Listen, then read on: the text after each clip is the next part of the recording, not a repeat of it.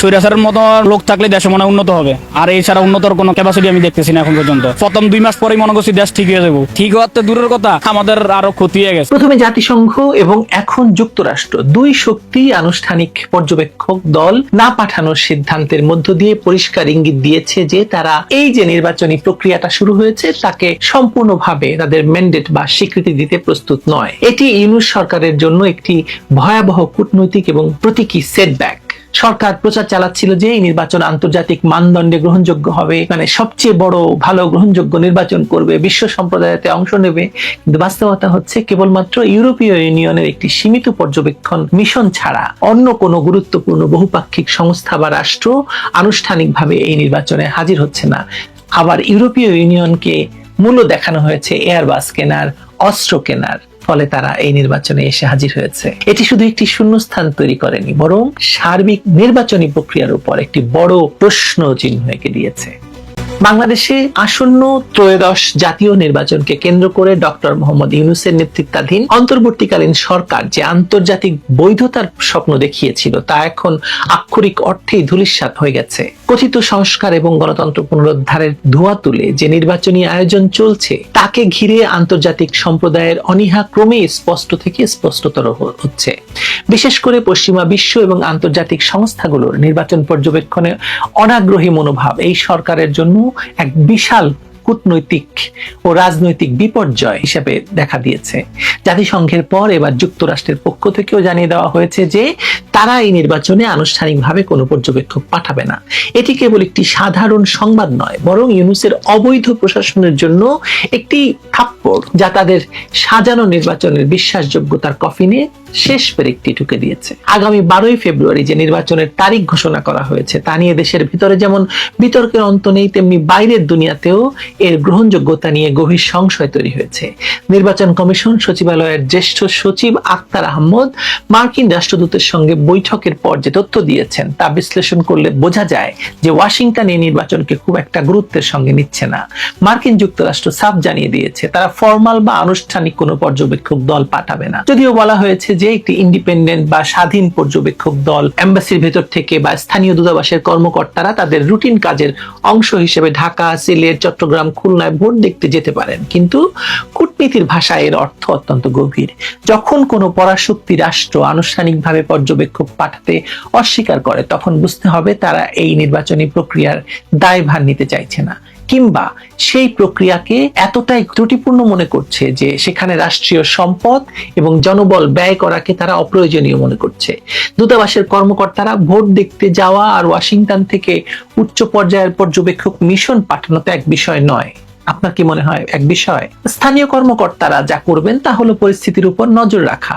এটি নির্বাচনের শুদ্ধতা বা বৈধতা দেওয়ার কোনো সনদ নয়। এর আগে জাতিসংঘের পক্ষ থেকেও একই ধরনের নেতিবাচক বার্তা এসেছে। জাতিসংঘের মহাসচিবের মুখপাত্র স্টেফান দুজারিক স্পষ্ট ভাষায় জানিয়ে দিয়েছিলেন যে বাংলাদেশের আসন্ন নির্বাচনে পর্যবেক্ষক পাঠানোর কোনো পরিকল্পনা জাতিসংঘের নেই। তিনি যুক্তি দেখিয়েছিলেন নিরাপত্তা পরিষদ বা সাধারণ পরিষদের ম্যান্ডেট ছাড়া জাতিসংঘ সাধারণত পর্যবেক্ষক পাঠায় না। যদিও এটি তাদের দীর্ঘদিনের নীতি, কিন্তু বাংলাদেশের বর্তমান প্রেক্ষাপটে যখন একটি অনির্বাচিত সরকার রাষ্ট্র ক্ষমতা দখল করে আছে এবং একটি বিতর্কিত নির্বাচনের দিকে এগুচ্ছে, তখন জাতিসংঘের এই নির্লিপ্ততা প্রমাণ করছে যে আন্তর্জাতিক ম্যান্ডেট পাওয়ার ক্ষেত্রে ইউনূস সরকার চরমভাবে ব্যর্থ হয়েছে। আমাদের ভুলে গেলে চলবে না, এই জাতিসংঘই ইউনূসকে ক্ষমতায় বসিয়েছে বাংলাদেশের সেনাবাহিনীকে নিরস্ত্র রেখে এবং বাংলাদেশের সেনাবাহিনীর উপর চাপ দিয়ে এই সন্ত্রাসীদের দমনে বাধা দিয়ে। জাতিসংঘ যদি মনে করত যে এখানে গণতন্ত্র পুনরুদ্ধারের একটি গুরুত্বপূর্ণ এবং ঐতিহাসিক প্রক্রিয়া চলছে, তবে হয়তো তারা বিশেষ ম্যান্ডেটের মাধ্যমে হলেও পর্যবেক্ষক পাঠাতো। কিন্তু তাদের এই পিছুটান বুঝিয়ে দিচ্ছে যে তারা এই জগা খিচুড়ি পরিস্থিতির অংশ হতে চায় না। দুজারিক অবশ্য বলেছেন নির্বাচনের কারিগরি সহায়তা বা জনগণের রাজনৈতিক দৃষ্টিভঙ্গি প্রকাশের বিষয়টি তারা দেখবেন, কিন্তু মূল পর্যবেক্ষণের দায়িত্ব থেকে সরে আসা মানেই হলো নির্বাচনের ফলাফলের দায় তারা নেবে না। সবচেয়ে বড় ধাক্কাটি হলো এই তথাকথিত নির্বাচনের আয়োজকরা ভেবেছিল তাদের পশ্চিমা প্রভুরা এসে তাদের পিঠ চাপড়ে দেবে এবং নির্বাচনের দিন বুথে বুথে ঘুরে এই অবৈধ আয়োজনকে বৈধতার স্ট্যাম্প দেবে। কিন্তু বাস্তবতা হলো একমাত্র ইউরোপীয় ইউনিয়ন ছাড়া আর কোনো উল্লেখযোগ্য আন্তর্জাতিক পক্ষ এই নির্বাচনে পর্যবেক্ষক পাঠাতে আগ্রহী নয়। ইউরোপিয়ান ইউনিয়ন কেন পাঠাবে সেটা আগে বলেছি। ইউরোপীয় ইউনিয়নের উপস্থিতি থাকলেও জাতিসংঘ এবং যুক্তরাষ্ট্রের অনুপস্থিতি এই নির্বাচনকে আন্তর্জাতিক মানদণ্ডে প্রশ্নবিদ্ধ করে তুলেছে। এটি একটি সাজানো নির্বাচন। একটি সাজানো নির্বাচনে পর্যবেক্ষক না থাকা মানে হলো সরকার যা খুশি তাই করতে পারবে, কিন্তু সেই ফলাফল আন্তর্জাতিক অঙ্গনে গ্রহণযোগ্যতা পাবে না। ইউনুসের প্রশাসন চেয়েছিল পর্যবেক্ষকদের উপস্থিতি দিয়ে তারা বিশ্বকে দেখাবে যে সবকিছু স্বাভাবিক আছে, কিন্তু আমেরিকা এবং জাতিসংঘের এই সিদ্ধান্ত তাদের সেই পরিকল্পনায় জল ঢেলে দিয়েছে। একে তো সরকার অবৈধ, তার উপর নির্বাচনের প্রক্রিয়া নিয়ে রয়েছে হাজারো প্রশ্ন। এমত অবস্থায় পর্যবেক্ষকদের এই বয়কট সরকারের নৈতিক ভিত্তিকে সম্পূর্ণ ধসিয়ে দিয়েছে। এরপর আর কি বলবো বলুন। এটা অত্যন্ত পরিতাপের বিষয় যে নির্বাচনে দেশের প্রধান রাজনৈতিক দল অংশগ্রহণ করতে পারেনি, লেভেল প্লেইং ফিল্ড নিশ্চিত করতে পারেনি বলে যারা অংশ নিচ্ছে তারাই বলছে। যেখানে পোস্টাল ব্যালটের মতো কারিগরি বিষয় নিয়ে আলোচনা চলছে এবং তাতে কি কি ভয়ানক কাণ্ড ঘটে গেছে আমি আগের ভিডিওতে বলেছি, মানে ভাঙা ঘরে আলপনা আঁকার মতো হয়ে যাচ্ছে। মার্কিন প্রতিনিধি দল হয়তো জানতে চেয়েছে যে আইন শৃঙ্খলা বাহিনীর বাড়াবাড়ির বিষয়ে, যা ইঙ্গিত দিচ্ছে যে তারা জানে এই সরকারের অধীনে মানবাধিকার এবং প্রশাসনিক নিরপেক্ষতা কতটা ভয়াবহ অবস্থায় পৌঁছেছে। নির্বাচন কমিশন বলছে স্থানীয় খবর স্থানীয়ভাবে নিষ্পত্তি করা হচ্ছে। এটি একটি দায় সারা জবাব। মূল সমস্যা হলো একটি অনির্বাচিত সরকারের অধীনে পুলিশ প্রশাসন কখনোই নিরপেক্ষ আচরণ করতে পারে না। আর পর্যবেক্ষক না থাকার ফলে এই প্রশাসনিক কারচুপির বিষয়টি দেখার কেউ থাকবে না। ফলে আমেরিকা এবং জাতিসংঘের এই সরে দাঁড়ানো প্রকারান্তরে এই বার্তা দিচ্ছে যে তারা জানে কি হতে চলেছে, তারা এর সাক্ষী হতে চায় না। এই পরিস্থিতিকে রাজনৈতিক বিশ্লেষণে সেটব্যাক বা বড় ধরনের পশ্চাৎপসরণ বলা হচ্ছে। ইউনূস সরকার ক্ষমতায় আসার পর থেকেই আন্তর্জাতিক সমর্থনের উপর ভর করে টিকে থাকার চেষ্টা করেছে।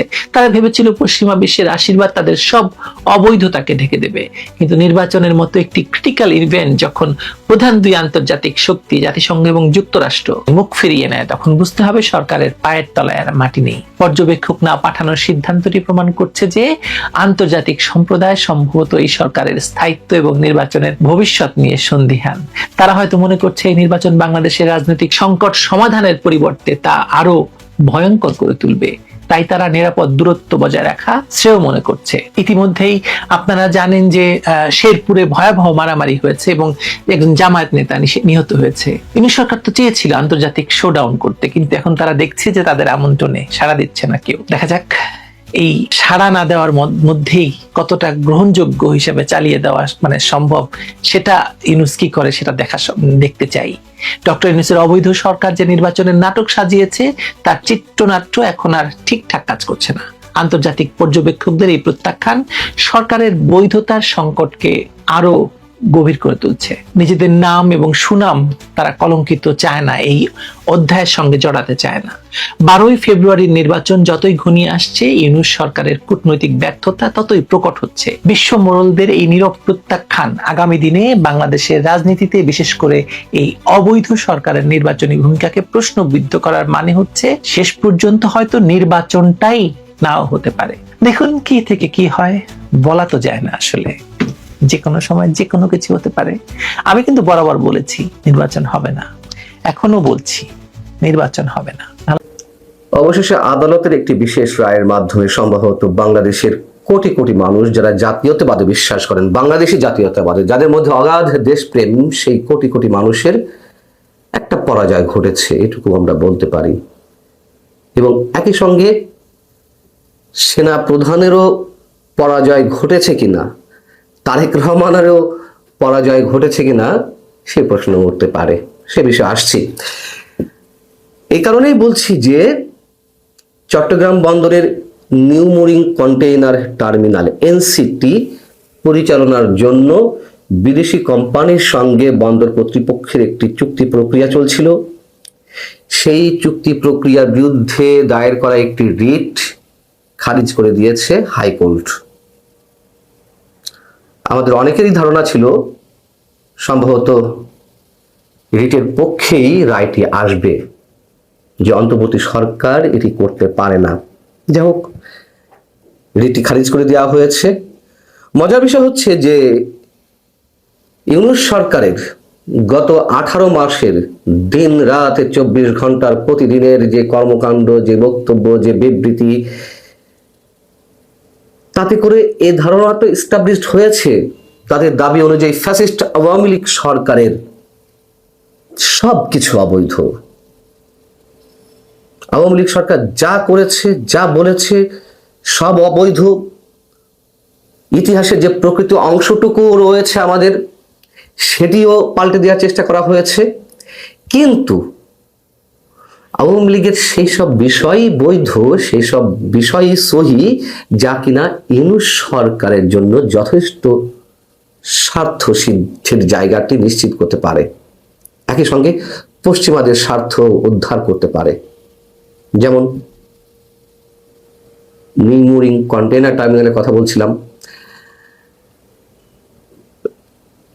বিষয়টি হচ্ছে যে নিউমুরিং কন্টেইনার টার্মিনাল পরিচালনার জন্য 2019 সালের 17 ফেব্রুয়ারি সংযুক্ত আরব আমিরাতের অন্যতম বহুজাতিক একটি প্রতিষ্ঠান ডিপি ওয়ার্ল্ডের সঙ্গে সরকারি বেসরকারি অংশদায়িত্বের ভিত্তিতে অর্থাৎ পিপিপির ভিত্তিতে বা আওতায় একটি সমঝোতা স্মারক হয়। কিন্তু খেয়াল করুন, এই সমঝোতা স্মারকটি হয়েছিল 2019 সালের 17 ফেব্রুয়ারি। শেষমেশ কিন্তু আওয়ামী লীগ চূড়ান্ত চুক্তিটি করেনি। আরো 5 বছর, আরো তো 5 বছর ক্ষমতায় ছিল, 5 আগস্ট পর্যন্ত। তো ইচ্ছা করলে তো করতে পারতো চুক্তি কার্যকর, করেনি তো। সেটি টার্গেট চুক্তি কার্যকর করা, এবারে এরকম আরো অনেক কিছু করার টার্গেট ইউনূস সরকারের। এর মধ্যে গত নভেম্বরে আমরা জানি যে চট্টগ্রামের লালদিয়া কন্টেইনার টার্মিনাল 30 বছরের জন্য পরিচালনার দায়িত্ব দেওয়া হয়েছে আরেকটি বিদেশি কোম্পানিকে, ডেনমার্ক ভিত্তিক প্রতিষ্ঠান এপিএম টার্মিনালসকে। ঢাকার অদূরে পানগাঁও অভ্যন্তরীণ কন্টেইনার টার্মিনালও সুইজারল্যান্ড ভিত্তিক প্রতিষ্ঠান মেডলককে দেওয়া হয়েছে। বিষয়টি হচ্ছে যে এই যে ডিপি ওয়ার্ল্ডের সাথে একটি চুক্তি প্রক্রিয়া চলছিল চট্টগ্রাম বন্দর কর্তৃপক্ষের, যখন পানগাঁও অভ্যন্তরীণ টার্মিনাল এবং নিউমুরিং কন্টেইনার টার্মিনাল এই দুটি সবার বিরোধিতা সত্ত্বেও তাদের সাথে চুক্তি করে ফেলা হলো, তখন একটা আশঙ্কার জায়গা থেকে নিউমুরিং কন্টেইনার টার্মিনাল নিয়ে যাতে ডিপি ওয়ার্ল্ডের সাথে চূড়ান্ত কোনো চুক্তি না করা হয় সেজন্য একটি রিট দায়ের করা হয় হাইকোর্টে। রিটটি করেছিলেন যুব অর্থনীতি সমিতির যুব অর্থনীতিবিদ ফোরামের সভাপতি, এবং সেটি একবার বিভক্তি রায় আসে। হাইকোর্টের বিচারপতি ফাতেমা নাজিব এবং বিচারপতি ফাতেমা আনোয়ারের সমন্বয়ে গঠিত একটি হাইকোর্টের বেঞ্চ, এই দুই বিচারপতির মধ্যে সিনিয়র যিনি ফাতেমা নজিব, তিনি রিটের পক্ষে রায় দিয়েছিলেন, আর রিটের বিপক্ষে রায় দিয়েছিলেন বিচারপতি ফাতেমা আনোয়ার। তখন এটি প্রধান বিচারপতি একক একটি বেঞ্চে পাঠান। সেই বেঞ্চই বৃহস্পতিবার রায় দিল যে চট্টগ্রামের নিউমুরিং কন্টেইনার টার্মিনাল নিয়ে সরকারের যে উদ্যোগ, যে চুক্তি প্রক্রিয়া, সেটি বৈধ। আমি শুরুতে বলছিলাম যে সেনাপ্রধানেরও পরাজয় ঘটেছে, সেই প্রশ্ন উঠবে কিনা। তারেক রহমানেরও পরাজয় ঘটেছে, সেই প্রশ্ন উঠবে কিনা। এ কারণেই বলছি, করিডোর নিয়ে তো নানান ধরনের তৎপরতা এই সরকারে দেখলাম। সরকারের নিরাপত্তা উপদেষ্টা মিস্টার খলিলুর রহমানের যে দৌড়ঝাঁপ, সেটিও আমরা সবাই জানি।